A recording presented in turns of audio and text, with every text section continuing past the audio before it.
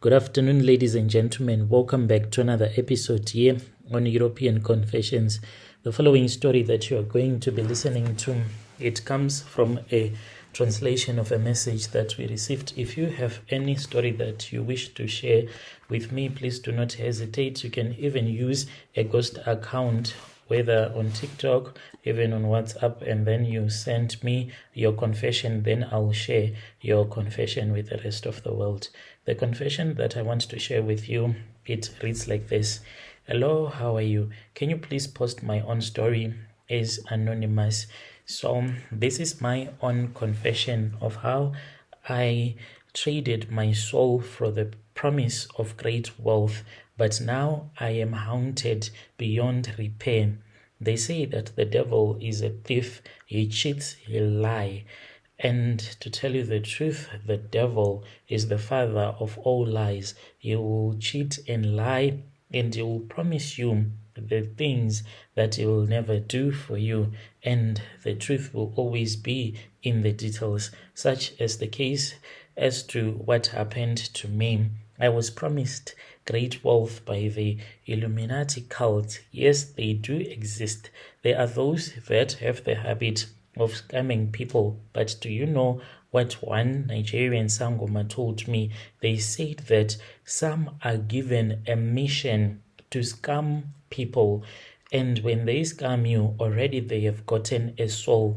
If you ever give your money to an online Sangoma, whether you become wealthy or you do not become wealthy, consider yourself as a ritualist because you have taken that step of denying Jesus Christ, and you have taken a step of accepting the devil as your own Lord and your King. So at the end of the day, the devil does not care whether you get rich or you do not get rich. What matters is he has gotten your soul as fast as he can. Such is the case that happened to me, and I do not want you, fellow South Africans, to fall into that same trap. If you are in those Illuminati satanic groups on Facebook, I beg with you, by the love of God, to exit all of those groups because you have joined things that you do not even understand. When they talk about a white man's religion, that is a white man's religion, devil worshipping. We blacks, we do not do devil worshipping as such. We only respect our ancestors. But as for the white people, they speak directly to the devil when they have thought of doing so. This is like ancient magic of speaking with the fallen angel. So it was in September 2012. I was at the University of Free State. I was scraping through my second year exams and I was drowning in NSFAS arrears. One afternoon, I was rushing across. I was headed to the library.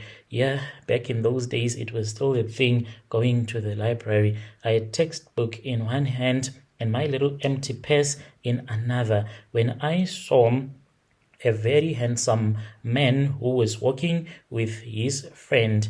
Then he looked at me and I looked at them, and the guy waved at me and I was like, hi, for I knew that the guy, obviously, if he was going to ask for my details, I could give him in exchange of him giving me or buying me something for lunch because I was starving to death. Then the guy and we started talking, and then I begged him for money. I was not even ashamed to ask for a man for money because I did not care about dating him. I just wanted a quick fix for the day, a guy that can give me money, no matter the consequences. And then that was when he looked at me and he smiled and he said, okay, let us go and let me see what I can buy for you. We then went to McDonald's and he was like to me, I know your struggles. If you sign up with me, you can have riches that you cannot even imagine. And when he spoke about riches, I was like, what is this now? Is it sort of like a joke where this guy is just wanting to play around with my mind? Then we went and the guy bought for me lunch and we exchanged contacts. So the guy would call me and he would load some SMS bundles so that we can text each other even throughout the night. The guy was straight Nigerian, a very caring guy. I visited him in his place. He was not even shy about it. When I entered into his apartment, I was greeted by an idol of Jesus Christ who was hanged on the cross upside down. I had never seen something satanic like that. I was even scared to stay in the living room, so I opted to go to his bedroom. When we went to the bedroom, he was holding me, touching me, we were enjoying. Then I saw that the bedroom was even worse. I had never been in a room that was so scary. The walls, instead of being painted white or another neutral color, the walls were painted red and black, like the stripes on a zebra. Those were the stripes that were painted in that room. The guy then pulled out a little box and he said, I want to teach you something if you are willing. That was when he started to teach me about another Christianity that I did not even know.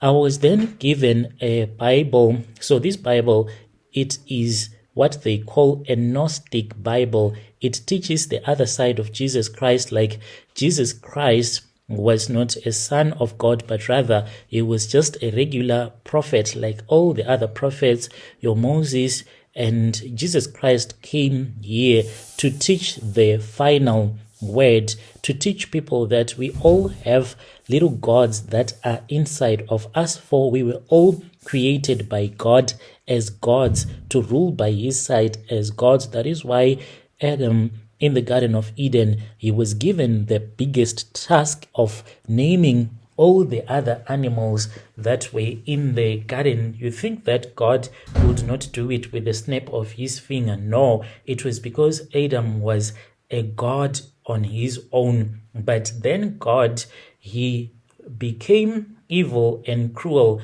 and he did not stick to his promises of letting Adam determine his own future as he wanted. That was when another god in form of a snake, the devil, came down from earth and then spoke with Eve, a goddess. Just like any woman out there, we share the same genes of being a goddess with Eve. And if you are a man like you, Brother Nash, you are a god on your own, just like your father Adam from the Garden of Eden. Then these two gods, a god and a goddess, that were stuck in the Garden of Eden, then they were given the opportunity to decide on their own by this devil that you call the devil, but rather he is a god on his own, a good one who brought wisdom to earth, and he was punished for that by the evil one. And when I was taught all of these things, I was like, at first, this cannot be real. But in time, I started to believe in each and every word that he taught me. He gave me a lot of Gnostic books to read, and those that can even have you possessed by demons if you keep on reading those type of books. So I keep on urging people to get out of the groups that they are in if they are looking to get rich as quickly as possible. For if you give your money to a sangoma, chances are very high that by you giving your money to the sangoma, you have sold your soul to the devil. And in this age, the devil can just take your soul for free, because many of us want to be rich, unlike in the olden days where people were still respectful of God. Now people do not care. All that they want is money and nothing else. I sold my soul to the devil and I got nothing out of it. I was told to sacrifice my own mother. All that I had to do was to buy this other red garment, which was going to be brought from America by courier, and I had to buy it on Amazon. and then it was going to be brought to South Africa. It is a ritual red garment which I was supposed to write my mother's name on it, and I had to wash it for 6 days, washing it with fresh milk and bathing myself after that with fresh milk. That was the ritual in which my mom's blood was going to be spilled and she was going to die in quite a violent way. So the red garment, it represented my mother's blood, and then the fresh milk, it represented me trying to keep myself pure so that her blood will not cry out unto God, and then money will start coming to me. Money never came to me. Right now, I am still suffering. I am suffering in a never-ending siege of the devil. When I say that I am suffering in a never-ending siege of the devil, I feel things that move around with me, spirits that come and rest on my shoulders. I hear voices of the dead, people that say that they do not have a place where they can go and rest because they are scared of hellfire. They come and they rest on my shoulders. And this makes me to feel fatigued at all the times, to have panicked attacks, to be moody at all the times, and I can get irritated so easily. I love to isolate myself. They say that when your ancestors want you, you isolate yourself, but there are times when demons want you. They force you to isolate yourself, to be antisocial, to be against each and every social gathering, because they want to possess your body, to be in control at all the times. I have no relationships at all with any of my relatives. I do not have any relationship with a man. I sleep with a man when I feel like I want to have sexual intercourse. End of story. I'm still fighting, trying to get my soul back by prayer. Dear listeners, right there was a message that was sent to me by one of our sister. Strange things indeed, they do happen in this world. Are you a Satanist? Please do not hesitate to hit me up on my WhatsApp, or you can just talk to me on TikTok. Let us try to have a conversation. Whether you're a witch or a Satanist, I don't mind. Let us talk about this. Let us meet again in the following episode.